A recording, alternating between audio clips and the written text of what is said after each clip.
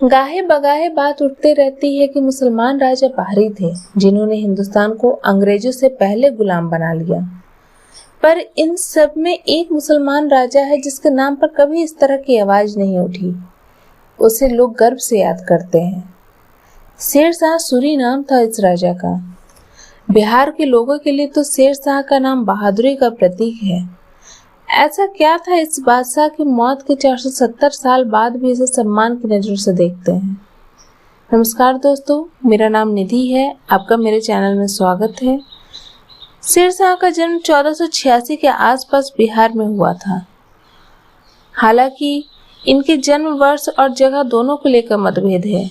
कई जगह ये कहा जाता है कि शेर शाह का जन्म हिसार हरियाणा में हुआ था। साल भी बदल जाता है। शेर शाह का नाम फरीद खान हुआ करता था। इनके पिता का नाम हसन खान था।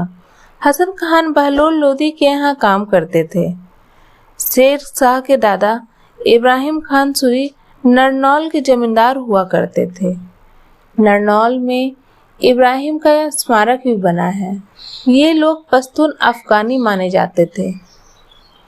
सूरी उपनाम इनके अपने समुदाय सुर से लिया गया था। ऐसा भी कहा जाता है कि इनके गांव सुर से ही ये उपनाम आता है। ये इतिहास की बात है। फरीद जब बड़ा हो रहा था तभी उसने एक शेर मार डाला था। इस वजह से फरीद का नाम शेर खान पड़ गया। जहाँ शेर मारा था उस जगह का नाम शेर घाटी पड़ गया। ये बातें भी कहानी हो सकती हैं। शेर खान के 8 भाई थे। सौतेली माई भी थी। शेर खान के घर में बनी नहीं क्योंकि वो महत्वाकांक्षी था। वह घर छोड़कर जौनपुर के गवर्नर जमाल खान के पास चला गया। वहां से फिर वो बिहार के गवर्नर बहार खान लोहानी के यहाँ चला गया। यहाँ पर शेर खान की ताकत और वृद्धि को पहचाना गया। बहार खान से अनबन होने पर शेर खान ने बाबर की सेना में काम करना शुरू कर दिया। वहीं पर उसने नई तकनीकी सीखी थी जिसके दम पर बाबर ने 1526 में बहलोल लोधी के बेटे इब्राहिम लोधी और बाद में राणा सांगा को हराया था। यहाँ से निकलकर फिर से बिहार का गवर्नर बन गया। एक वक्त था मगध साम्राज्य इतना विशाल था कि सिकंदर भी हमला करने से मुकर गया था। पर बाद में धीरे धीरे दिल्ली में सल्तनत बनने लगी।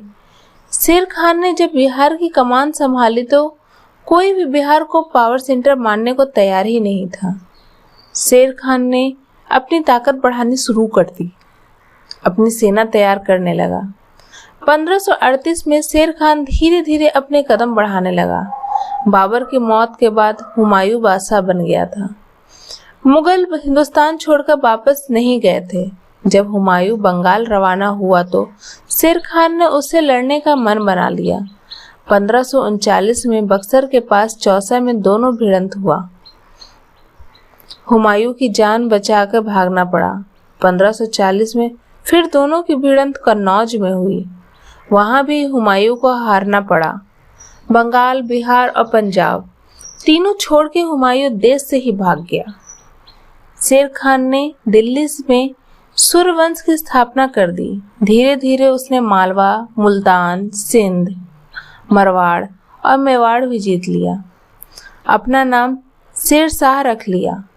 हुमायूं 15 साल तक देश से बाहर रहा। दरअसल 1535 से 1537 ईस्वी में जब हुमायूं आगरा में नहीं था, वह अपने मुगल साम्राज्य के विस्तार करने के लिए अन्य क्षेत्रों में फोकस कर रहा था। तभी शेर शाह सूरी ने इस मौके का फायदा उठाकर आगरा में अपनी सत्ता मजबूत कर ली और इसी दौरान उसने बिहार पर भी पूर्ण रूप से अपना कब्जा जमा लिया। वहीं इस दौरान मुगलों के शत्रु अफगान सरदार भी उसके समर्थन में खड़े हो गए।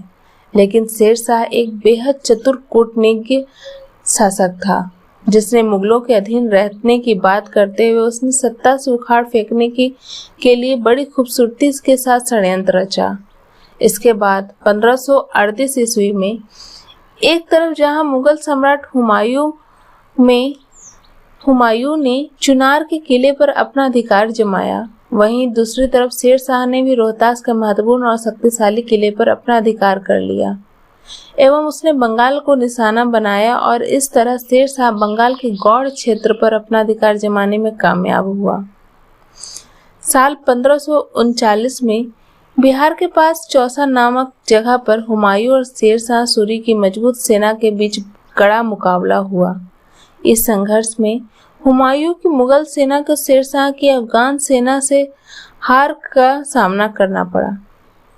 शेर शाह सूरी की सेना ने पूरी ताकत और पराक्रम के साथ मुगल सेना पर इतना भयंकर आक्रमण किया कि मुगल सम्राट हुमायूं युद्ध क्षेत्र से भागने के लिए विवश हो गए, जबकि इस दौरान बड़ी तादाद में मुगल सेना ने अपनी जान बचाने के लिए गंगा नदी में डूबकर अपनी जान दे दी। अफगान सरदार शेर खां के इस युद्ध में महाजीत के बाद शेर खां ने शेर शाह की उपाधि धारण कर अपना राज्याभिषेक करवाया एवं उसने अपने नाम के सिक्के चलवाए और खुतबे पढ़वाए। इसके बाद 17 मई 1540 ईस्वी में हुमायूं ने अपने खोए हुए क्षेत्रों को फिर से वापस पाने के लिए विलग्राम और कन्नौज की लड़ाई लड़ी और शेर शाह सूरी पर हमला कर दिया, लेकिन इस बार भी मुगल सेना कमजोर पड़ गई और इस तरह शेर शाह सूरी ने जीत हासिल की और दिल्ली के सिंहासन पर बैठने एवं उस अपने साम्राज्य को पूर्व में असम की पहाड़ियों से लेकर पश्चिम में कन्नौज तक एवं उत्तर की में हिमालय से लेकर दक्षिण की बंगाल की खाड़ी में झारखंड की पहाड़ियों तक बढ़ा दिया। वहीं हुमायूं और शेर खां के बीच हुआ यह युद्ध एक निर्णायक युद्ध साबित हुआ। इस युद्ध के बाद हिंदुस्तान में बाबर द्वारा बनाए गए मुगल साम्राज्य कमजोर पड़ गया और देश की राज सत्ता एक बार फिर पठानों के हाथ में आ गई। इसके बाद शेर शाह सूरी द्वारा उत्तर भारत में सूरी साम्राज्य की स्थापना की गई। वही यह भारत में लोधी साम्राज्य के बाद यह दूसरा पठान साम्राज्य बन गया। तो ये था शेर शाह सूरी की कुछ अनकही कहानियां।